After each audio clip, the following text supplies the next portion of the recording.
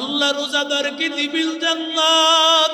রোজাদার আমার আল্লাহর হাতে খাবার খাইবে।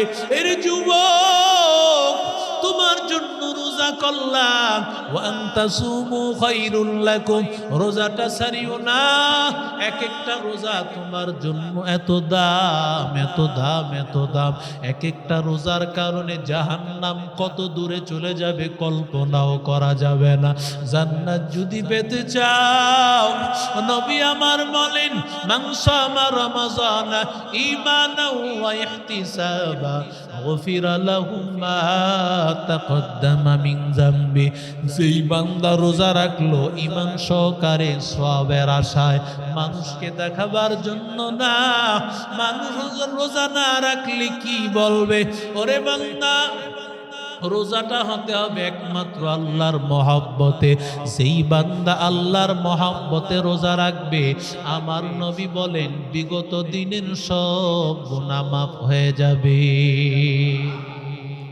এরে আল্লাহর বান্দা যুবক, কারণ আমার মালিক, তোমার যদি 1000 কোটি আমল থাকে, তোমার 1000 কোটি রোজা, রোজার আমল, নামাজের আমল, যাকাতের আমল, হজের আমল, 1000 কোটি কোটি আমল আছে, কিন্তু তোমার আমল নামায় গুনাহও আছে। ওরে বান্দা, গুনাহ অবস্থায় তো তোমারে আল্লাহ জান্নাত দিবে না। এরে নবীর আশিক উম্মতির দল, তুমি 200 কোটি টাকার মালিক, তুমি কোনদিন 1000 টাকাও নোটটা চোখে দেখো নাই, অথবা তুমি 1 লক্ষ টাকা কি জিনিস কখনো তুমি দেখো নাই। সরকার তোমারে 200 কোটি টাকার মালিক বানায় দিল, তোমার কত আনন্দ। কিন্তু বান্দা, তুমি যদি জানো আগামীকাল তোমার ফাঁসির কাস্টে ঝুলতে হবে, বলেন তো 200 কোটি টাকার কোনো আনন্দ আসেনি? আরো জোরে বলেন। ওই মালিক 200 কোটি টাকা গেল, আরো যত বাড়ি আছে সব নেন, বিনিময় আমার এই ফাঁসির কাষ্ঠ থেকে ছাড়া দেন। কারণ আমার টাকার দরকার নাই, আমি চাই আমি ফাঁসির কাষ্ঠ থেকে ছাড়া পাইব। ওরে বান্দা, তোমার 1000 কোটি নেক আমলেরও দাম হবে না যদি আমার আল্লাহ তোমারে মাফ না করেন।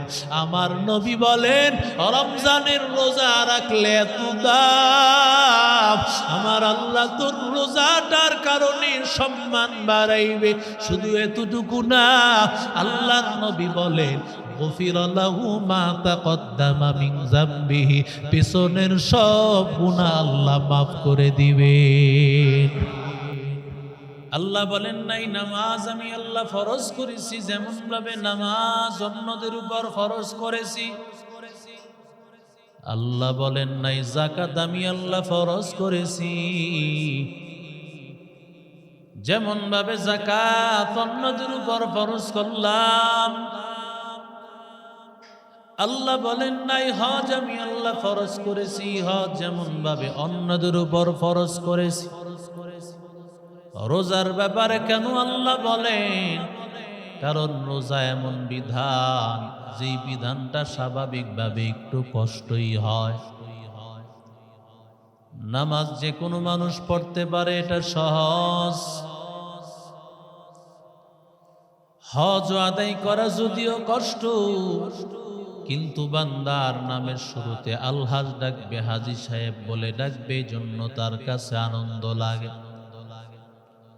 যদিও বান্দার কষ্ট হয়, কিন্তু হাজী সাহেব জবানে শুনলে তার ভালো লাগে, এই জন্য তার কাছে কষ্ট মনে হয় না। যাকাত দিতে, দান করতে যদি বান্দার মনটা ভালো হয়, ওই বান্দার কাছে দান করতে, যাকাত দিতে বড় আনন্দ লাগবে। কিন্তু বান্দা, রোজা এমন বিধান, যেই বিধান একেবারে স্বাভাবিক বিধান নয়। সেই ভোর রাত্র থেকে 4টা-5টা থেকে বান্দা রোজা রাখা শুরু হবে, আবার 6টা বাজে রোজা ভাঙবে। 14 ঘন্টা, 15 ঘন্টা, 16 ঘন্টার রোজা। এত কষ্ট, এত কষ্ট, এত কষ্ট মনে হয় যেন রোজাটা এত কষ্ট। আল্লাহ বলে বান্দা কষ্ট মনে করিও না, আমি আল্লাহ একা তোমাদের উপর কষ্ট দেই নাই। এই কষ্টটা আমি আল্লাহ পূর্বেকার উম্মতদেরকে আমি দান করেছিলাম।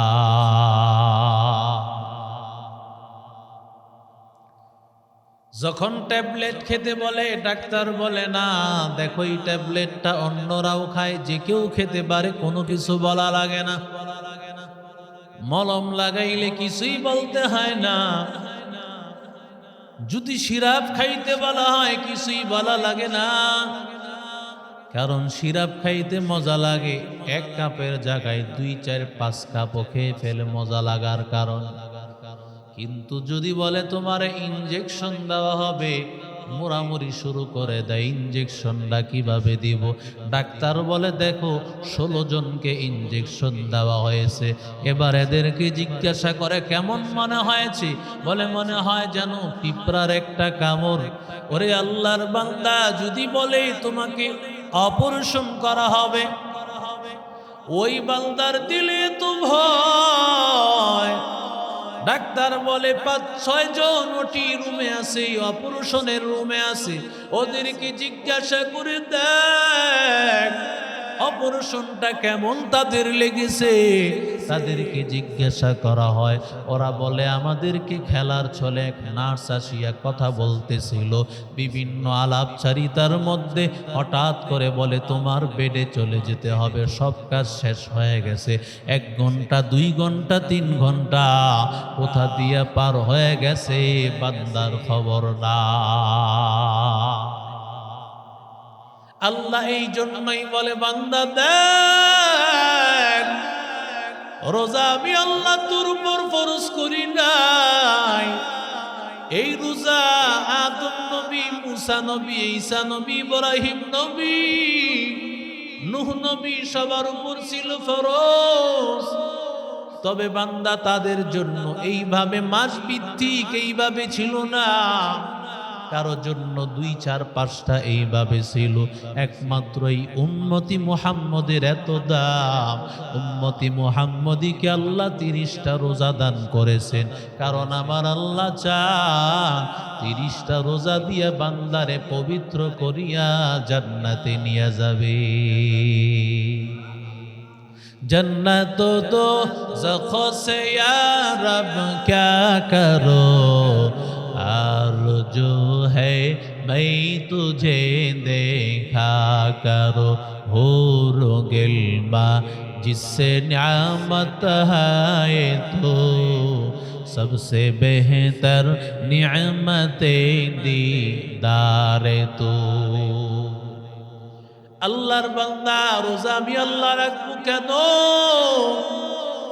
আল্লাহ বলেন আস-সাওমু লি ওয়া আনা আজজি বিহি, রোজা আমি আল্লাহর জন্য রে গোলাম, আমি নিজের হাতে দিব, আমি আল্লাহর নিজের হাতে প্রতিদান দিব।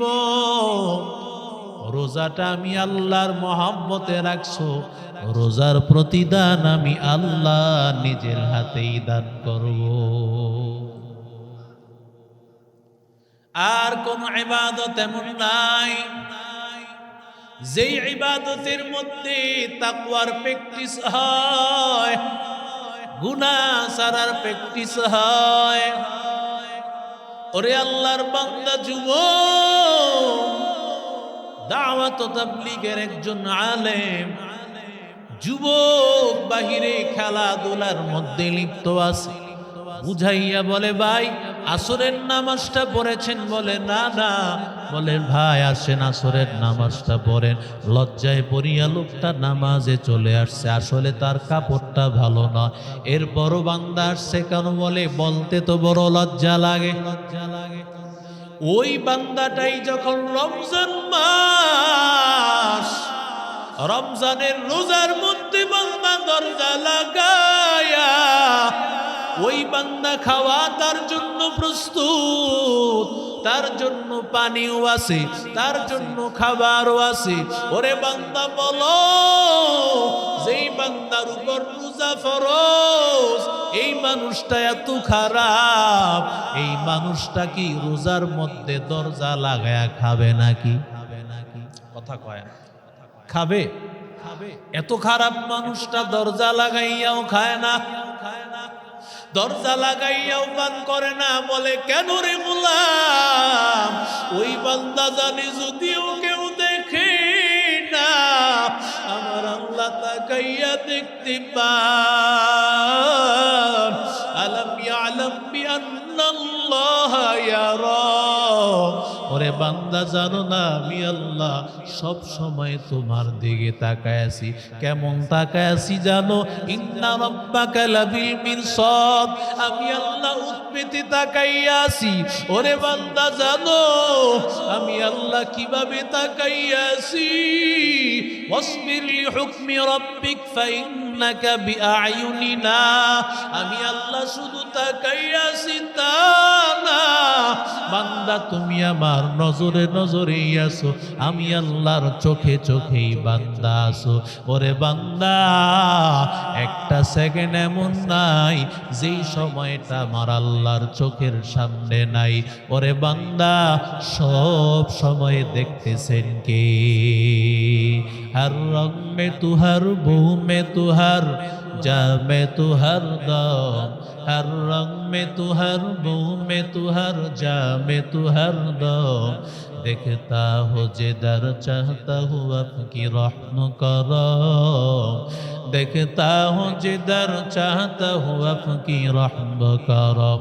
तू दिल में है आता है समझ में नहीं आता। तू दिल में है आता है समझ में नहीं आता। बस जान लिया मैं तेरी पहचान यही है। बस जान लिया मैं तेरी पहचान यही है। ज़ोरे बोलें अल्लाहु अकबर। আল্লাহ বলে বান্দা আমি দেখতেছি এমন একটা সেকেন্ড নাই যেই সেকেন্ড আমি আল্লাহ দেখি না। সব সময় বান্দা তুমি আমার নজরে আছো। ও বান্দা কোথায় পালায়া যাইবা? পালায়া যাবার রাস্তা নাই। সবার চোখে ফাঁকি দিতে পারো, আমার আল্লাহর চোখে ফাঁকি দেওয়া যাবে না।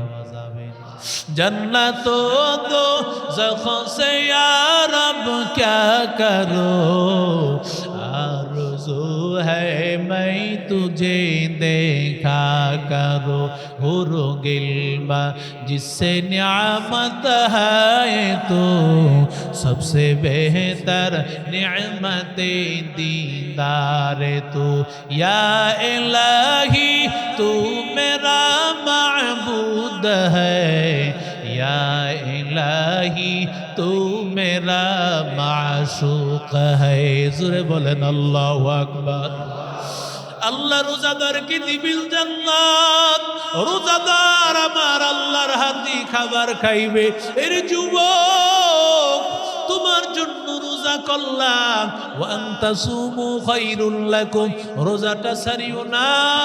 এক একটা রোজা তোমার জন্য এত দাম, এত দাম, এত দাম। এক একটা রোজার কারণে জাহান্নাম কত দূরে চলে যাবে কল্পনাও করা যাবে না। জান্নাত যদি পেতে চাও নবী আমার বলেন মান সামা রমাযান ঈমানাও ওয়া ইহতিসাবা গফিরা লাহু মা তাকদ্দামা মিন যামবি। যেই বান্দা রোজা রাখলো ঈমান সহকারে সওয়াবের আশায়, মানুষকে দেখাবার জন্য না। মানুষ রোজা না রাখলে কি বলবে? ওরে বান্দা রোজাটা হতে হবে একমাত্র আল্লাহর মহব্বতে। যেই বান্দা আল্লাহর মহব্বতে রোজা রাখবে, আমার নবী বলেন বিগত দিনের সব গুনাহ মাফ হয়ে যাবে। এরে আল্লাহর বান্দা যুবক, কারণ আমার মালিক তো তোমার যদি 1000 কোটি আমল থাকে, তোমার 1000 কোটি রোজা, রোজার আমল, নামাজের আমল, যাকাতের আমল, হজের আমল, 1000 কোটি কোটি আমল আছে, কিন্তু তোমার আমল নামায় গুনাহও আছে। ওরে বান্দা, গুনাহ অবস্থায় তো তোমারে আল্লাহ জান্নাত দিবে না। এরে নবীর আশিক উম্মতির দল, তুমি 200 কোটি টাকার মালিক, তুমি কোনদিন 1000 টাকাও নোটটা চোখে দেখো নাই, অথবা তুমি 1 লক্ষ টাকা কি জিনিস কখনো তুমি দেখো নাই। সরকার তোমারে 200 কোটি টাকার মালিক বানায় দিল, তোমার কত আনন্দ। কিন্তু বান্দা, তুমি যদি জানো আগামীকাল তোমার ফাঁসির কাস্টে ঝুলতে হবে, বলেন তো 200 কোটি টাকার কোনো আনন্দ আসেনি? আরো জোরে বলেন। ওই মালিক 200 কোটি টাকা গেল, আরো যত বাড়ি আছে সব নেন, বিনিময় আমার এই ফাঁসির কাষ্ঠ থেকে ছাড়া দেন, কারণ আমার টাকার দরকার নাই, আমি চাই আমি ফাঁসির কাষ্ঠ থেকে ছাড়া পাইব। ওরে বান্দা, তোমার 1000 কোটি নেক আমলেরও দাম হবে না যদি আমার আল্লাহ তোমারে মাফ না করেন। আমার নবী বলেন, রমজানের রোজা রাখলে এত দাম, আমার আল্লাহ তোর রোজাটার কারণে সম্মান বাড়াইবে। শুধু এতটুকু না, আল্লাহর নবী বলেন, গফির লাহু মা তাকদ্দামা মিন যামবিহি, পিছনের সব গুনাহ আল্লাহ মাফ করে দিবেন।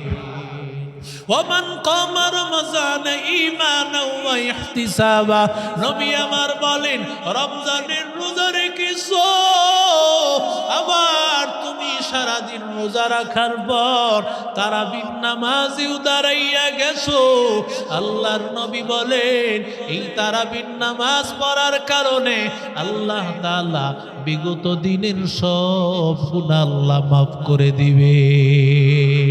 দিনের বেলায় সিয়াম, রাতের বেলায় কিয়াম, দিনের বেলায় সিয়াম, রাতের বেলায় কিয়াম। জোরে বলেন। দিনের বেলায় সিয়াম, রাতের বেলায় কিয়াম, মুমিনের এটাই হলো কাজ। এরে বান্দা, রমজান আসতেছে, গুনাহ থেকে হেফাজত থাকিও। জবানের গুনাহ করা যাবে না, চোখের গুনাহ করা যাবে না, কানের গুনাহ করা যাবে না, হাতের গুনাহ করা যাবে না। আমার আল্লাহ তাআলা রোজা দিয়েছেন লাআল্লাকুম তাত্তাকুন, বান্দা মুত্তাকি হওয়ার জন্য, গুনাহমুক্ত হওয়ার জন্য। গুনাহমুক্ত হইয়া, গুনাহমুক্ত হওয়ার প্র্যাকটিসের মাসই হলো রমজান মাস। এত দামি মাস, এত মূল্যবান মাস আর পাইবা না রে বান্দা। আর মাত্র কয়েকদিন পরেই বৃহস্পতিবার হয়তো বান্দা প্রথম রোজাটাই হয়ে যাবে বান্দা। এজন্য বান্দা মানসিকভাবে প্রস্তুতি গ্রহণ করো। আল্লাহ একটা রোজা তো অবশ্যই ভাঙবো না, আর একটা তারাবিও ছাড়বো না। আল্লাহ তাআলা যেন আমাদের রোজা এবং আল্লাহ তাআলার দরবারে দাঁড়াইয়া 20 রাকাত তারাবির নামাজ পড়ার তৌফিক দান করেন। আমিন।